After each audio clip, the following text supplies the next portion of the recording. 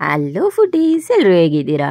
ಇವತ್ತು ಗೋಬಿ ಮತ್ತು soybean use ಮಾಡಿಕೊಂಡು ಯಾವ ರೀತಿ ಬಾತ್ ಮಾಡೋದು ಅಂತ ಹೇಳ್ಕೊಡ್ತೀನಿ. ತುಂಬಾ ರುಚಿಯಾಗಿರುತ್ತೆ. ಒಂದ್ಸಲ ತಿನ್ನೋರು ಇನ್ನೊಂದ್ಸಲ ಅಂತ ತಿಂತಾರೆ. ತುಂಬಾ ಬೆಸ್ಟು ಬ್ರೇಕ್ಫಾಸ್ಟ್ ಅಂತಲೇ ಹೇಳ್ಬೋದು. ಬನ್ನಿ ಏನೆಲ್ಲ ಯೂಸ್ ಮಾಡಿದ್ದೀನಿ ಇದಕ್ಕೆ ಅಂತ ನೋಡ್ಕೊಂಬರೋಣ.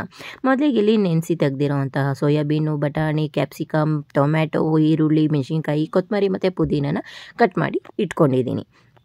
ಈಗ ಮತ್ತು ನಾನು ಗೋಬಿನ ಚೆನ್ನಾಗಿ ತೊಳೆದ್ಬಿಟ್ಟು ಬಿಸಿನೀರಲ್ಲಿ ಬಿಟ್ಟಿದ್ದೀನಿ.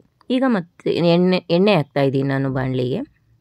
ಇಲ್ಲಿ ನೀವು ಯಾವ ಎಣ್ಣೆ ಬೇಕಾದರೂ ಯೂಸ್ ಮಾಡ್ಬೋದು. ಇಲ್ಲಿ ಹಾಗೆ ಅದಕ್ಕೆ ಎಣ್ಣೆ ಬಿಸಿ ಆದ ನಂತರ ಮಸಾಲ ಐಟಮ್ಗಳ್ನ ಹಾಕ್ತಾಯಿದ್ದೀನಿ.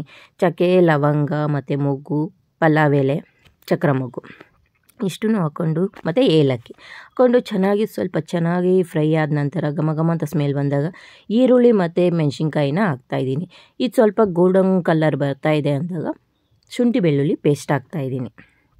ಪೇಸ್ಟ್ ಇಲ್ಲ ಅಂದ್ರೂ ನೀವು ಶುಂಠಿ ಮತ್ತು ಬೆಳ್ಳುಳ್ಳಿನ ಜಜ್ಜಿ ಹಾಕಿದ್ರೂ ಫ್ಲೇವರು ಚೆನ್ನಾಗಿರುತ್ತೆ. ನಂತರ ನಾನು ಒಂದೊಂದಾಗೇ ಹಾಕ್ತಾಯಿದ್ದೀನಿ. ಈಗ ಕ್ಯಾಪ್ಸಿಕಮ್ ಹಾಕ್ತಾಯಿದ್ದೀನಿ. ಇದು ಸ್ವಲ್ಪ ಚೆನ್ನಾಗಿ ಅದ್ರ ಜೊತೆ ಹೊಂದ್ಕೊಂಡು ಫ್ರೈ ಆಗ್ತಾಯಿದೆ ಅಂದಾಗ ನಾನು ಟೊಮೆಟೊ ಹಾಕ್ತಾಯಿದ್ದೀನಿ. ಇಲ್ಲಿ ಜಾಸ್ತಿ ಯಾವುದು ತೊಗೊಂಡಿಲ್ಲ, ಯಾಕೆ ಅಂದರೆ ಸೋಯಾಬೀನು ಮತ್ತು ಗೋಬಿ ಹಾಕ್ತಾ ಇರೋದ್ರಿಂದ ಜಾಸ್ತಿ ಕ್ವಾಂಟಿಟಿ ಆಗ್ತವೆ. ಅದರಿಂದ ಜಾಸ್ತಿ ಆಗೋ ಅಗತ್ಯ ಬೇಕಾಗಲ್ಲ ನಮಗೆ.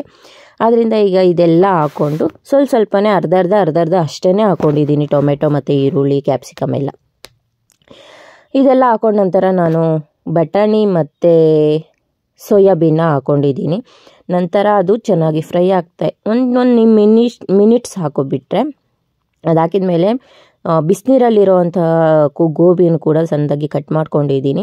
ಅದನ್ನು ಹಾಕ್ಕೊಂಡು ಸ್ವಲ್ಪ 1 ಮಿನಿಟು ಬಾಡಿಸಿ ಬಿಟ್ಬಿಡೋಣ. ಇದಕ್ಕೆ ಮಸಾಲ ಐಟಮ್ ನಾನು ಯೂಸ್ ಮಾಡ್ತಾ ಇರೋದು ಅರಿಶಿಣದ ಪೌಡ್ರಿ, ಗರಂ ಮಸಾಲ, ಜೀರಾ ಪೌಡರು, ಧನಿಯಾ ಪೌಡರು ಇಷ್ಟೇ ಹಾಕ್ತಾ ಇರೋದು. ಬೇರೆ ಏನೂ ಹಾಕ್ತಾಯಿಲ್ಲ. ಬಿರಿಯಾನಿ ಪೌಡ್ರಾಗಲಿ ಇನ್ನೊಂದು ಪೌಡ್ರಾಗಲಿ ಯಾವುದೂ ಹಾಕ್ತಾಯಿಲ್ಲ. ನಂತರ ಇದಕ್ಕೆ ನಾನು ರುಚಿಗೆ ತಕ್ಕಷ್ಟು ಉಪ್ಪು, ಅಂದರೆ ತರಕಾರಿಗೆ ಎಷ್ಟು ಬೇಕೋ ಅಷ್ಟು ಮಾತ್ರ ನಾನು ಉಪ್ಪು ಹಾಕಿದ್ದೀನಿ. ಮತ್ತು ರೈಸ್ಗೆ ಸಪ್ರೇಟ್ ಹಾಕ್ಕೋತಾ ಇದ್ದೀನಿ. ಇದೆಲ್ಲ ಹಾಕ್ಕೊಂಡು ಒಂದು 5 ಮಿನಿಟ್ಸು ಲೋ ಫ್ಲೇಮಲ್ಲಿ ಬೇಯೋಕ್ಕೆ ಬಿಡೋಣ. ಆ ಟೈಮಲ್ಲಿ ನಾನು ಪುದೀನ, ಕೊತ್ತಂಬರಿ ಕಟ್ ಮಾಡ್ಕೊಂಡಿದ್ದೀನಲ್ಲ ಅದನ್ನೆಲ್ಲ ಹಾಕ್ತಾಯಿದ್ದೀನಿ. ನಂತರ ಲೋ ಫ್ಲೇಮಲ್ಲಿ ಹಾಗೆ ಬೇಯೋಕ್ಕೆ ಬಿಟ್ಟ ನಂತರ ನಾನು ಅಕ್ಕಿನ ತೊಳ್ಕೊತಾ ಇದ್ದೀನಿ. ಇಲ್ಲಿ ಅಕ್ಕಿನ ಯಾವ್ದು ಯೂಸ್ ಮಾಡ್ತಾಯಿದ್ರೆ ಅದ್ರ ಮೇಲೆ ನೀರು ಹಾಕೋಕ್ಕೆ ನೀರು ಹಾಕಿ. ಒಂದೊಂದು ಅಕ್ಕಿ ಜಾಸ್ತಿ ನೀರು ತೊಗೊಳುತ್ತೆ, ಇನ್ನೊಂದು ಅಕ್ಕಿ ಕಡಿಮೆ ನೀರು ತೊಗೊಳುತ್ತೆ. ಇಲ್ಲಿ ನಾನು ಬಾಸುಮತಿ ಮತ್ತು ಜೀರಾ ರೈಸ್ನ ತೊಗೊಂಡಿದ್ದೀನಿ. ಅದರಿಂದ ನೀರು ಸ್ವಲ್ಪ ಕಡಿಮೆ ತೊಗೊಳುತ್ತೆ. ಇದು ಉದ್ರಾಗಿ ತುಂಬಾ ಟೇಸ್ಟಿ ಕೊಡುತ್ತೆ ಇದು. ಈಗ ಇದನ್ನು ಹಾಗೆ ಲೋ ಫ್ಲೇಮಲ್ಲಿ ಬಿಟ್ಬಿಟ್ಟು ನೀರು ಎಷ್ಟು ಹಾಕಬೇಕು ಅಂತ ನೋಡೋಣ. ಇಲ್ಲಿ ನಾನು ಸೋಯಾಬೀನ ನೆನೆಹಾಕಿದ್ನಲ್ಲ ಅದೇ ನೀರನ್ನೇ ಇನ್ನೂ ಸ್ವಲ್ಪ ಆ್ಯಡ್ ಮಾಡಿಕೊಂಡು ಅದಕ್ಕೆ ಎಷ್ಟು ಬೇಕು ನೀರನ್ನು ನೋಡಿಕೊಂಡು ಒಂದು ಅಂದಾಜಲ್ಲಿ ಹಾಕ್ತಾಯಿದ್ದೀನಿ. ಇಲ್ಲಿ ನಾನು ಕಣ್ಣಲ್ತೆಲ್ಲ ಅಷ್ಟೇ ನೀರು ಹಾಕ್ತಾ ಇರ್ತೀನಿ. ಬಟ್ ನಿಮಗೆ ಮೆಜರ್ಮೆಂಟ್ ಬೇಕು ಅಂದರೆ ನೆಕ್ಸ್ಟ್ ವಿಡಿಯೋದಲ್ಲಿ ನಿಮಗೆ ಮೆಜರ್ಮೆಂಟ್ ಪ್ರಕಾರ ಹೇಳ್ತೀನಿ.